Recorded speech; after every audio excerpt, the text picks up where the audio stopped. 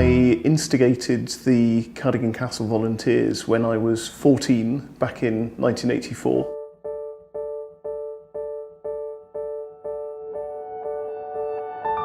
And at the time, Cardigan Castle was still privately owned.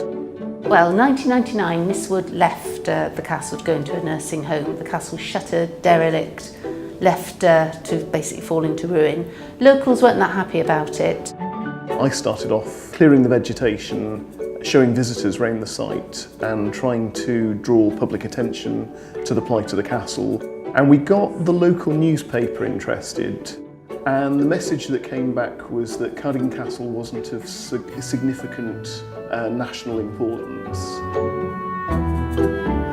And this got published in the newspaper, and I went round to the newspaper office quite cross the morning that I read my Tyneside. Glenn storms into the office one day ranting about this article that we thought, let's do a campaign, Castle in Crisis.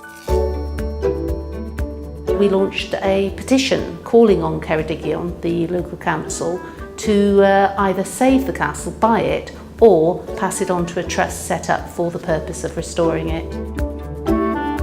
Petition folder of 4,000 names, and when you think that Cardigan is only 4,000 strong, that gives you an idea of the depth of feeling.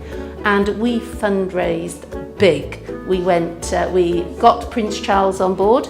It helped as well that he came and visited us in 2006. 10 years of hard graft, but well worth the result. It suddenly made the town attractive, and the visitors started to come. We had 30,000 visitors in the first year. Cardigan Castle isn't just a relic of the past, it's a vibrant, living part of the community of Cardigan. The rejuvenation and regeneration that it's had on the town has been absolutely fantastic. We're taking the castle forwards into the next stage of its history as a tourist destination and as a centre for community activities in Cardigan.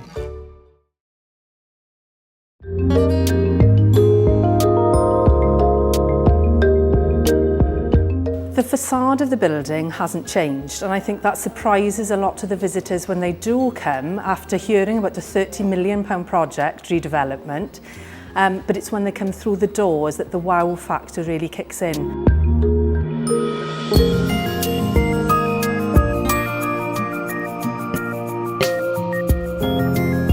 Prior to the redevelopment, the building just did not work for the visitor numbers that we currently have. We felt, therefore, that the building needed to be redesigned, repurposed. We have over 500,000 visits a year to St Fagans, with the aspiration to grow that visitor number, and we needed really a building that could cope with that level of visitor. And really what we want to do is open up the spaces to enable us to do far more activities and far more for the public. The redevelopment created an opportunity for us to change the whole way of working, so that we built in volunteering, we built in apprenticeship opportunities, work placements throughout the redevelopment, and we also did something which perhaps is unpopular in the building world, which is to have tools down day. And this meant that the public could come in, they could participate, they could see the redevelopment as it was happening. We felt it was really important not to close as a museum, but to remain open right throughout the redevelopment.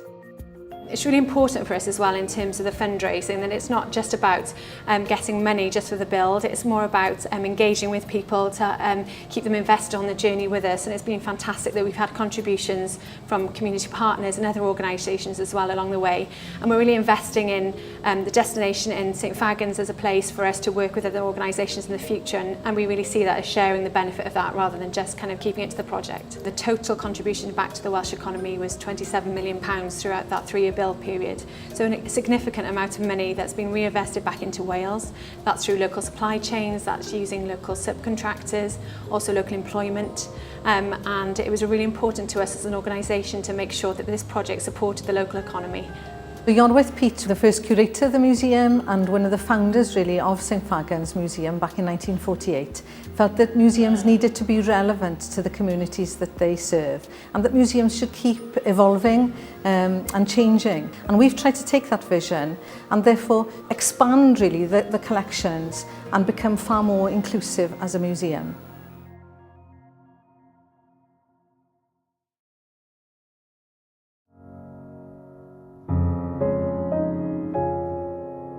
Glynfyfyn Art Gallery was founded in 1911. It's a very, very beautiful building that Richard Glynfyfyn gave as a gift to the people of Swansea. And what's really interesting is he said his collection was for the people of Swansea to enjoy.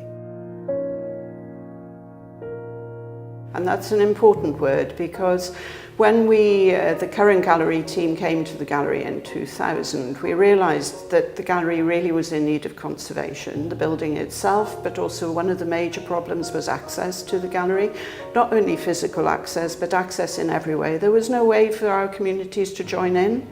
And so we set about looking at conserving the building, raising funds, and the very first grant we got was from the Disability Focus Group. It was a grant of £5,000, and from that £5,000 grew our £9 million project.